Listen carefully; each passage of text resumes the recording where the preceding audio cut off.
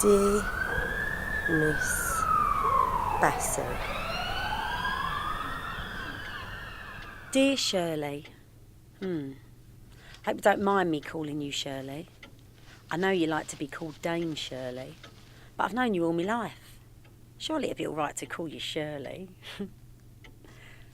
Anyway, I'm writing to you for the last time now, Shirley, before it's too late. To be honest, I never got the chance in my life to meet you. I came to all your concerts, all the ones I could get to. I stood outside theatres, outside your hotels. Anyway, what would I have said to you, Shirley? I just wanted you to know who I was. That's all. I wrote you letters over the years. I did get some back a long time ago. All typed out nice with your squiggle at the bottom. Suppose you got people to do all that for you. You sent me a signed photo once. Nice though, the photo. You in a gorgeous gold glittery gown. Lovely wig, that short wavy one. Had my hair cut just like it. Had that photo on my living room wall all those years. Pride of place. By the way, you signed it to Pat, but I was Chris and Patsy, born on St Patrick's Day, 1934, in Stratford. Just 3 years before you were born, Shell. I just wanted you to know that I was a singer all my life too. Been singing since I was 14. Oh, not like you. Not professional.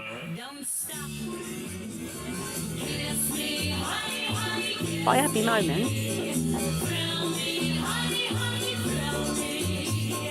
It was your records got me started.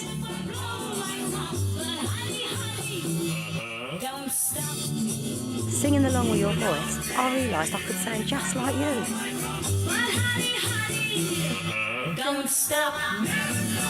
That's how I started. We had a lot in common, you and me. I had a bloody awful childhood too. When I read about yours, it was like reading about mine. Our dad left us too when we were little. My mum and dad were always at each other. He used to knock her about something rotten. She'd come in the back room at night where we all slept and bar the door so he couldn't get in. She'd always bring her best clock with her because he always smashed the ornaments after they rad. She loved that clock. What with all that going on, them drinking and fighting all the time, and the 8 of us kids, there was never any peace in our house. Nowhere you could be on your own. They were mad about each other at the start. But jealousy's a killer, innit? Wrecks people's lives. That and the war. The war broke up a lot of families then. Men all away, women having to cope. Temptation on all sides. Know what I mean, Shirley? Mum had gone out in her favourite yellow scarf. Came back. It was red. With these hands, I will cling to you. I'm yours forever and a day.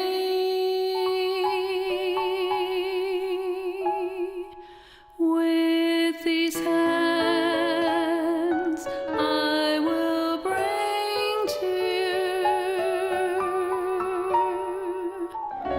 a tender love as warm as May.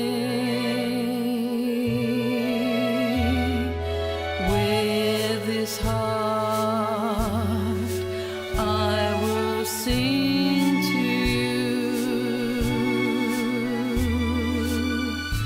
Long after stars have lost their glow,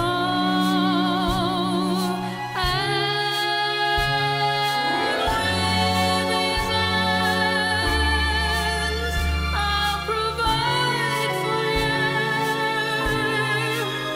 Should there be a stormy sea, I'll turn the tide for you,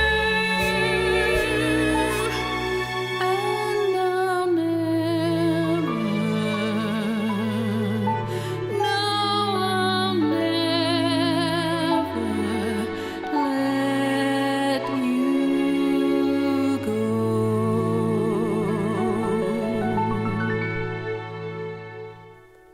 That was the pattern of life at home with our mum, Shirley. I had to look out for her or we'd have ended up in care. Someone had to be responsible for my younger brothers. They were only babies. Even when I went out on a date, which was rare, Mum made me take the boys with me. But I loved them, and they always knew I was there for them. One day, I had to run down to the pub with the youngest. He just wouldn't stop crying. Mum checked him over, and anyway, I pinned his nappy pin to the top of his little willy. Poor little mite. He stopped crying as soon as she took it out. I loved her to death, bless her. But she was always in the pub, always hanging around with these bloody men that knocked her about. And she always went back for more. I used to get so angry with her. Things got so bad at home, I thought I'd be better off out of that house, get a life of my own. I've been seeing this bloke for a while. He was a bit shy and quiet, but at least he didn't push me about. And he wanted to marry me. Could have done worse. So I thought, why not? All my sisters were getting married.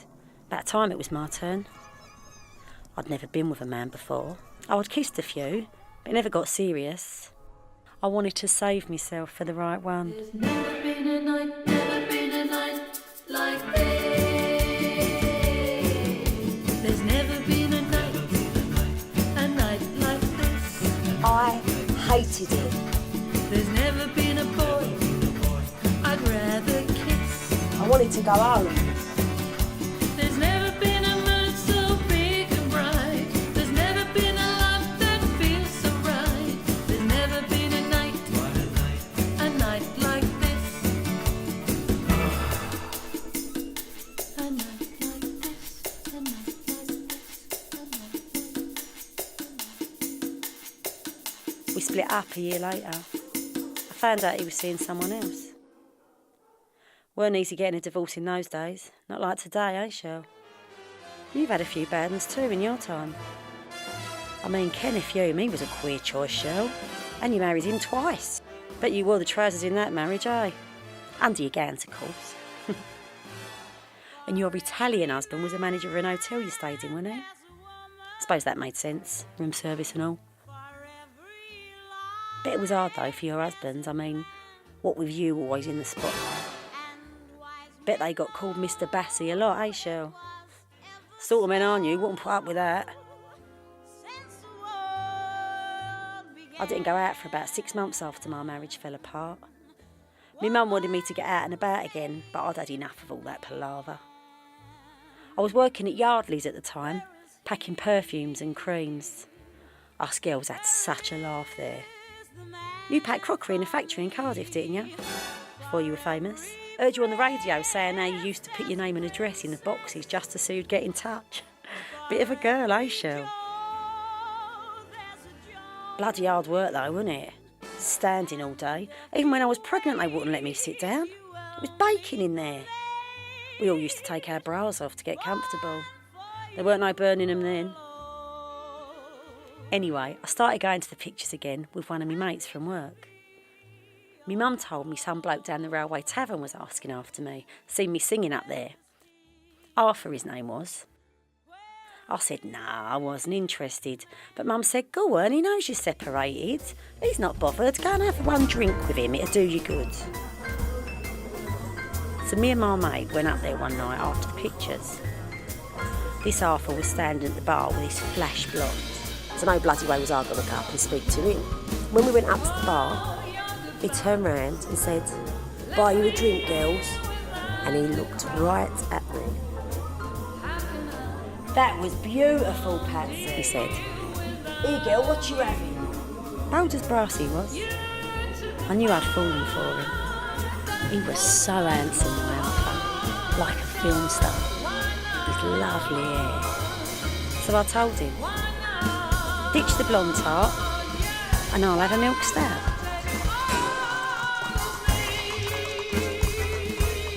We were married for over 50 years, me and Arthur. Trouble was, he was so bloody jealous of me. Didn't want me to go out to work, didn't like me having friends. I lost all my girlfriends because of him. Thought we were talking about him all the time. But we just laughed and laughed. Kept you going. Mind you, Shirley, I was just as bloody jealous of him. Probably more if you want to know. We was always rowing, always over jealousy. See, I was always afraid of losing him. Thought I'd lost him for good once, when some blonde tart knocked on our door. Are you Arthur's sister? Arthur's sister? Arthur's effing sister? That was routine for us. Want their cake and eat it, didn't they? Well, here it effing is then. Couldn't live with him. Couldn't live without him.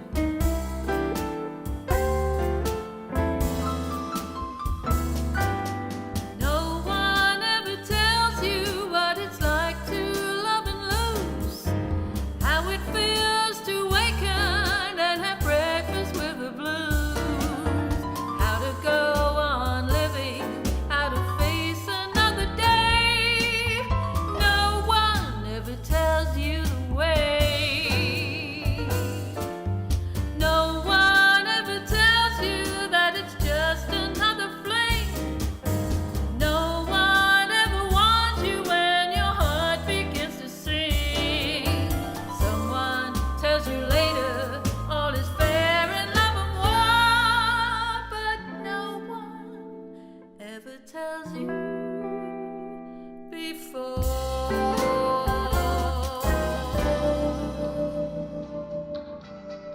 I had to go out to work, but then we could afford a lovely little house with a garden for the kids. Backed onto the railway line. The kids used to jump over the lines to meet their mates. God, Shirley, you worry about your kids, didn't you? When I read how your daughter died, I couldn't fathom how you felt. The paper said she jumped off that bridge. It was a bloody long way down. God, Shirley, how did you cope with that? And you not being there for her? No wonder you packed up singing for a while. Take your whole life on stage with you, didn't you, Shirley? When my poor mum died, my voice packed up too. Couldn't get a note out for months. Carried on for years singing in the pubs and clubs every weekend. I loved every minute of being up there on that stage. The attention, people telling you they love you singing. Bet you take that for granted, eh, Shirley? So lucky doing what you love. I had a little taste of success in my time. Won a few talent competitions. Mind you, Shirley, my Arthur still used to get fed up if I got too much attention, especially from the men. He had a good voice. He started comparing at our club every Sunday. Told a few jokes. Of course, I'd heard them all before. I loved him up there. Never left the floor when he sang. Only thing was, he nicked all my bloody songs.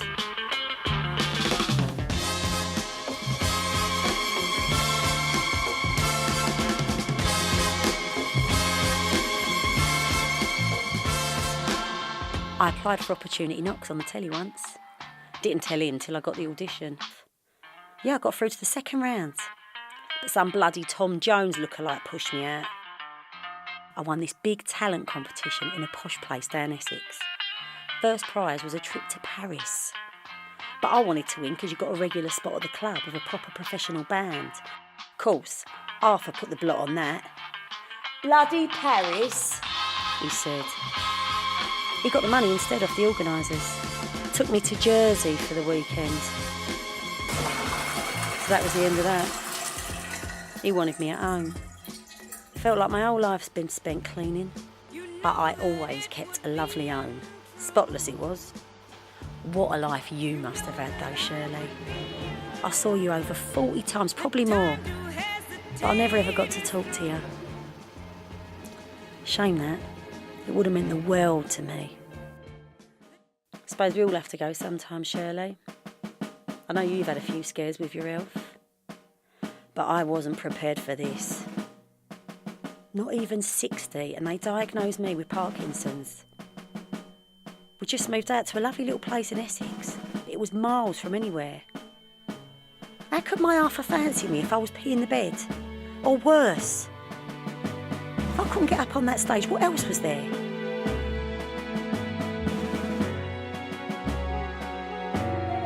But now, my love, now that it's over,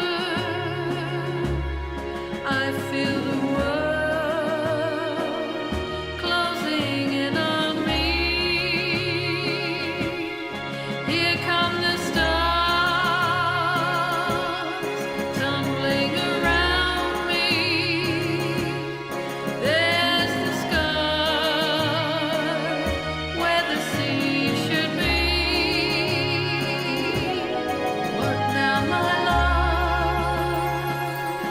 about that, Shirley.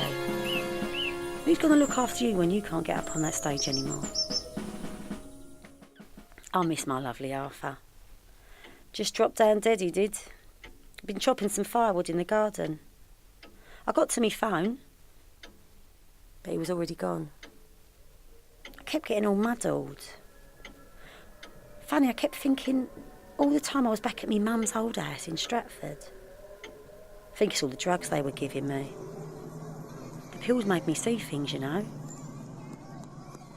These two children kept coming back.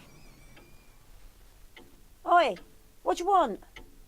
What do you keep coming back for? I can't help ya. I'll bugger you then. I was so tired all the time.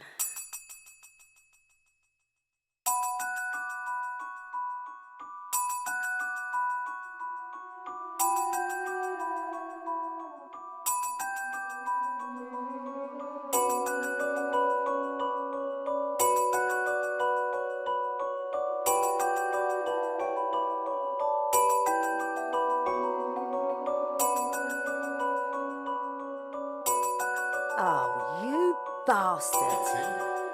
Patsy. You're not bloody Shirley Bassey. Patsy.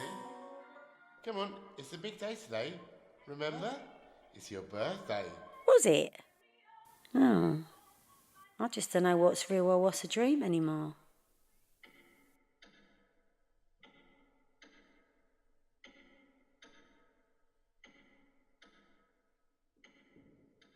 Hello, darling. I've been waiting for you to fetch me. Here, before we go, let's have a song.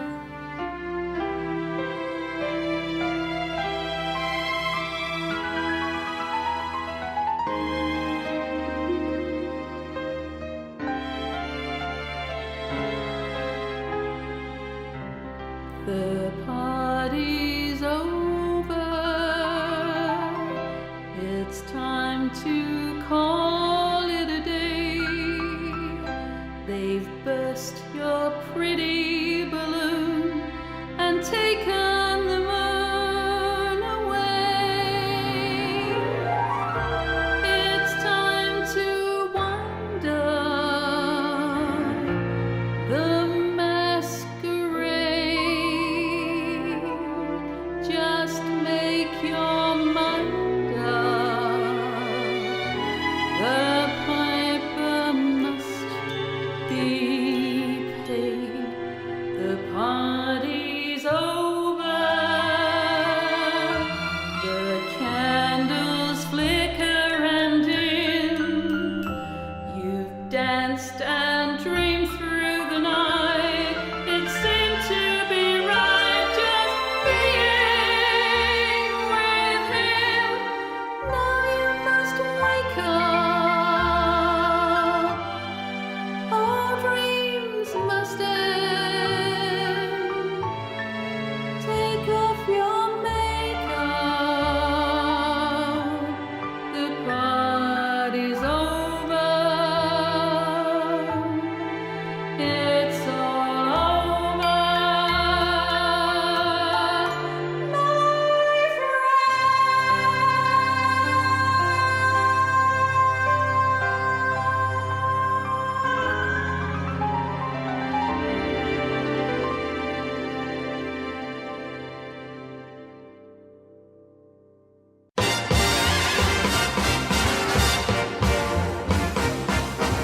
It's wonderful, it's marvelous. You should care for me. It's awful nice, it's paradise. It's what I love to see. You've made my life so glamorous. You can't blame me for feeling amorous. Oh, it's wonderful, it's marvelous that you should care.